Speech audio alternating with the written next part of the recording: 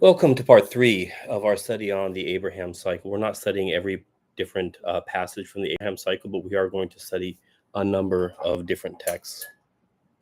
Oh, my lamp is not working. There we go. Today we're at an unfortunate text, which is the first expulsion of Hagar. In the same way that we have two sister wives stories, we have two sons with promises, Ishmael and then Isaac.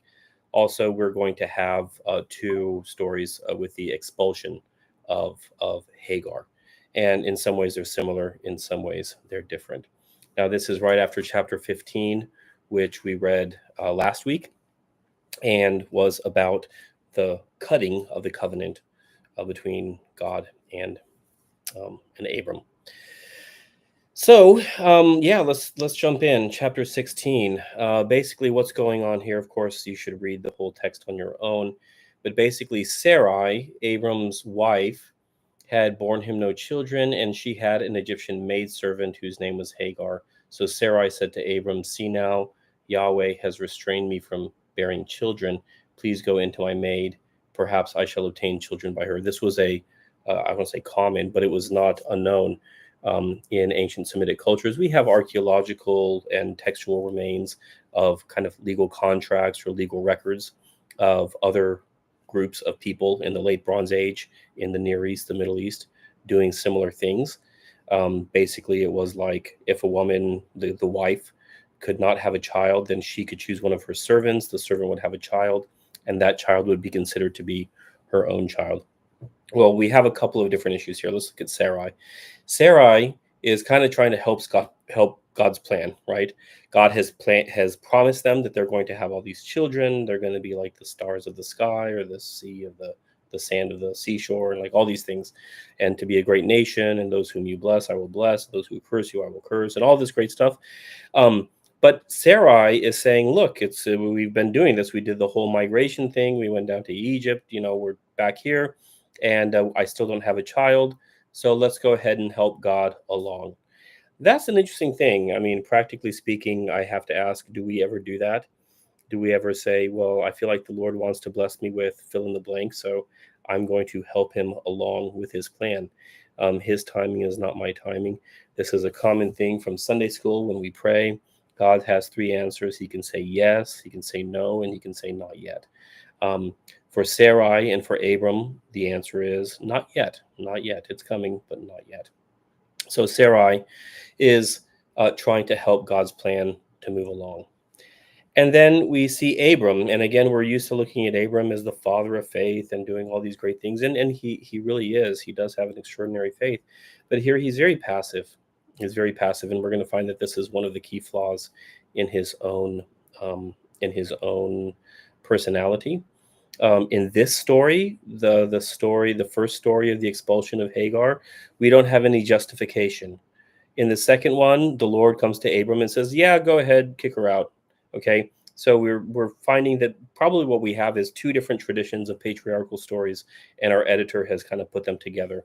In the same way with the sister wife story, one of the sister wife stories, like just very straightforward. Yeah, the guy lied, you know. And then the other was like, well, he was technically not lying because he was actually really that they were half brothers, and so it was technically not a lie to say that this is his sister. And so every now and then, some of the stories in the Abraham cycle are going to try to justify, or kind of at least portray Abram or Abraham later on in a positive light, and other stories like this one are just like, here's what happened. And Abram, we find, is a very passive person. So Sarai, first of all, is wrong because she's trying to help God along with the plan. And then we have Hagar, and Hagar also has a fault because she conceives and she's thinking, well, I am better than Sarai. And she becomes perhaps arrogant, perhaps proud. We don't know what happens. Like many of these texts in the Abraham cycle, it's very brief. It leaves out a lot of details that we might be interested in knowing, but it doesn't give us anything like that. But she becomes proud. And Sarai, instead of rejoicing with her and saying, yes, I'm going to be able to have a son through this legal construct of having a concubine, which is a servant wife. Concubines don't do very well in the Old Testament, by the way. One of the most disturbing stories is in the Bible is near the end of the book of Judges. It's the Levite and his concubine. You can read it. Maybe we can do a study of that sometime if you want to.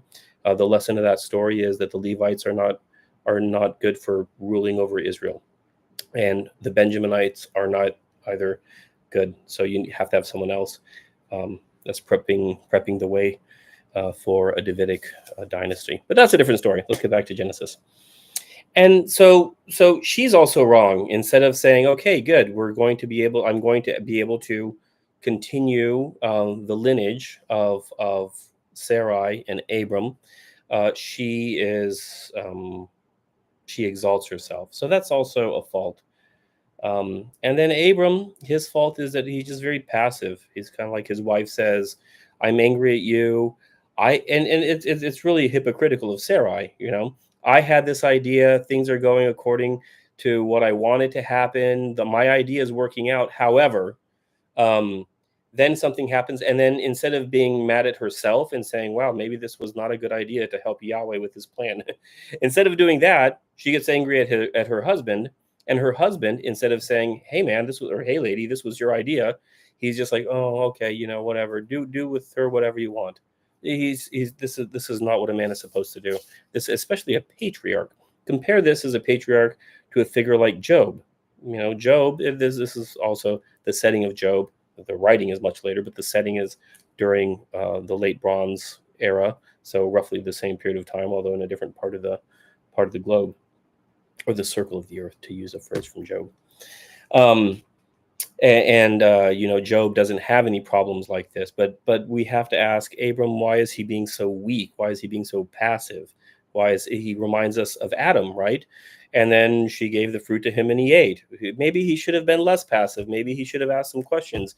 Maybe he should have said, well, hey, let's go ahead and talk about this. Is there a different way to solve this situation other than kicking out this pregnant lady? And then later, of course, he's going to kick out the lady with her child.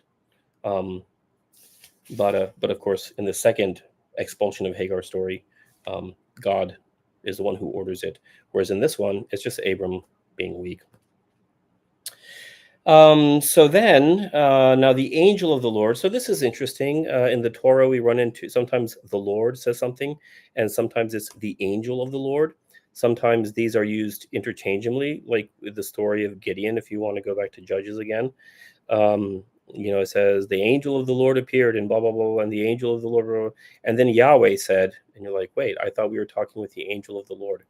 So, historically in Orthodox hermeneutics, there is a suggestion, a possibility, and I don't want to lean too much on this one, that the angel of the Lord is a prefiguration or foreshadowing of the incarnation of the second person of the Trinity, Jesus Christ, later on. But the Torah doesn't say that in and of itself, but it's very curious how Yahweh and the angel of Yahweh, the messenger of Yahweh, almost seem to like not have a clear division between the two beings. They kind of represent each other and do everything together, even though they have two different titles. It's mysterious, but there's a lot of stuff in the Torah that's mysterious, which is why it's so fun.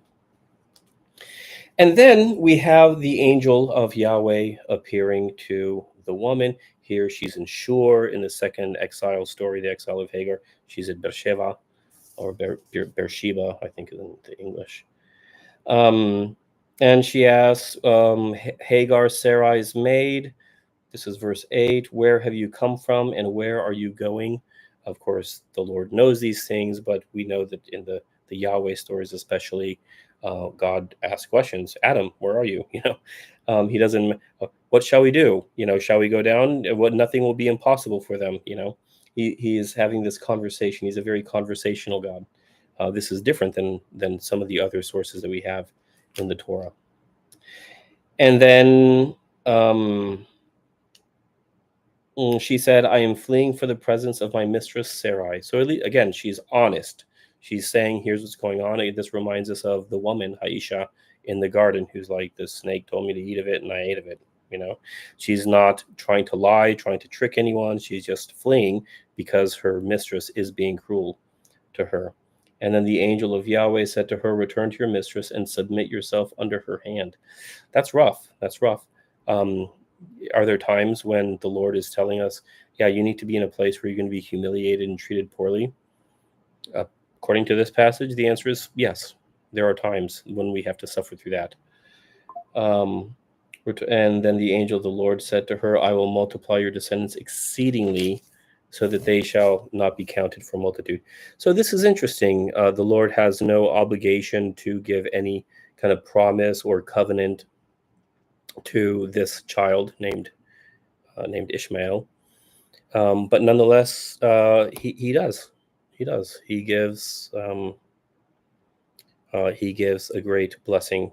And he says, behold, you are with child. And this part is interesting because, at least in the translation I'm reading here, which is a New King James, which is making a comeback. Go figure. I like the New King James. I used to read it all the time and use it all the time. I think it's a solid translation. So I'm happy that all of a sudden the New King James is making a comeback. And then it goes into verse. So remember these verses, this kind of reminds us that, okay, this maybe was something that people would memorize. Maybe something that people would memorize.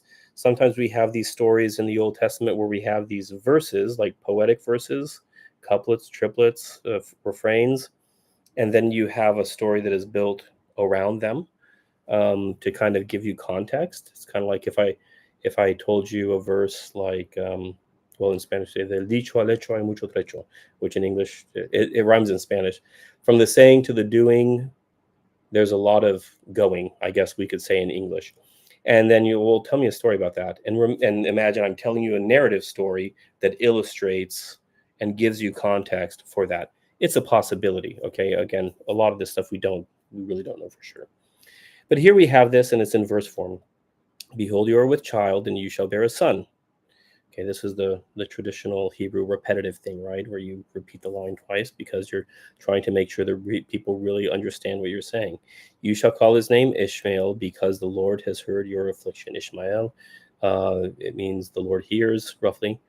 And the Lord has heard the affliction of this Egyptian servant. How interesting, because we've met Egypt before, right? They went to Egypt because there was a famine, and now this is the Egyptian servant. He shall be a wild man, his hand shall be against every man. So this is going to be, this is again talking about his character, and every man's hand against him, and he shall dwell in the presence of all of his brethren. There's a lot of ideas about what exactly this means. This seems very vague to us, doesn't it? And yeah, in many ways, it is quite vague. In any case, a lot of people say, well, Ishmael, the descendants of Ishmael become the Arabs, and then the Arabs become Muslims, and they are a wild man in terms of being very energetic, and being an energetic man can be a very good thing or it can be a bad thing, depending on the circumstances and depending on the character of the person. This reminds me of Matthew 11:12. For since the days of John the Baptist, the kingdom of heaven has been forcefully advancing, and forceful men lay hold of it. Well, what does that mean? Does it mean that the kingdom is forcefully advancing, and because forceful men, the believers, they lay hold of it, that they can make it advance? Or does it mean it's been forcefully advancing, and so it's being opposed? People who are powerful according to the understanding of this world are opposing it to keep it from advancing because they're upset about it. Well, the Greek can go either way. So here we again have this intentional ambiguity, I think, and that's something that should not surprise us. In literature, oftentimes we have intentional ambiguity when the author just tosses out something. You're like, wait, what does that mean? Does it mean this or does it mean that? And the author is very happy to just leave you thinking about it. What does that mean? A wild man. Does that mean a man like John the Baptist, or does that mean a man who is like a feral creature? Well, we don't know. Then she called the name of the Lord who spoke to her. You are the God who sees me. Bir laheroi. So this is an etiology, and it's also an etymology. So this would have been important for the people of Israel. Like, what? Remember, one of my favorite questions when we're studying the Bible is, why is this here? A lot of the stuff, the geography of the Holy Land, is kind of telling you, here are some places where you can worship Yahweh, and here are some places where you can't worship Yahweh. We learned like in with Melchizedek, yeah, you can worship Yahweh over on Salem. And here it's saying, yes, you can worship Yahweh at Bir Lahiroi, the well of the one who sees me. You are the God who sees me.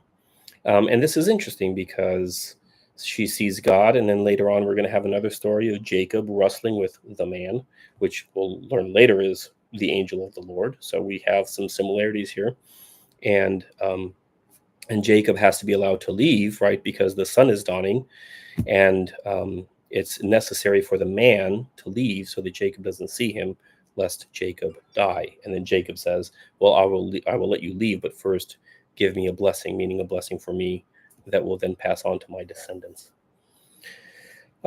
So here she has had this experience. She has seen God. I like asking my students, uh, in the Old Testament, people don't want to have a personal relationship with God because usually they're afraid that they're going to die. Uh, Meaning, like, I want to see you, like that praise song. I want to do. Okay, I'm not saying that that's wrong. I'm not saying we shouldn't sing that. That's fine. But I'm just saying that in the Old Covenant, the Old Testament, especially the earlier stuff like this, there is the concept that if you see God, you're going to die. There's no way that you can actually see God and live. Or if you do, like Hagar in this occasion, it is miraculous. It is something very out of the ordinary, because the norm is that if you see God, you are going to die. So Hagar bore Abram a son, and Abram named his son, whom Hagar bore, Ishmael. Abram was 86 years old when Hagar bore Ishmael to Abram. So, in spite of all of this, I don't want to say we have a happy ending, because really it doesn't seem like a happy ending for Hagar in the end, because, again, in the second expulsion or exile of Hagar story, she's not going to be brought back. She is going to just end up being a single mother and raising her kid in the wilderness of Beersheba. About that having been said, her son does get married to an Egyptian, as we will read later on in Genesis. I think it was 21 or 22. And he will become a great nation, though he will be a wild man. But in the end, we learn that this son is a son. He is promised a great descendants. However, he is not the son of the covenant. In the end, Sarai's plan, which worked out, but then didn't work out. And then when it didn't work out the way she wanted to, she got mad at her husband. And her husband, instead of being firm and strong, he just kind of was a wimp and kind of did whatever she said. And but in the end, God steps in and saves Hagar, sending her back to the house of her mistress. But then in the second exile story, she's not going to have to go back to the house of her mistress. And so there we have it. That's our study. I will leave the questions in the comment section below. And as always, let me know if you have any comments or questions. And I feel like I have to say this: like and subscribe.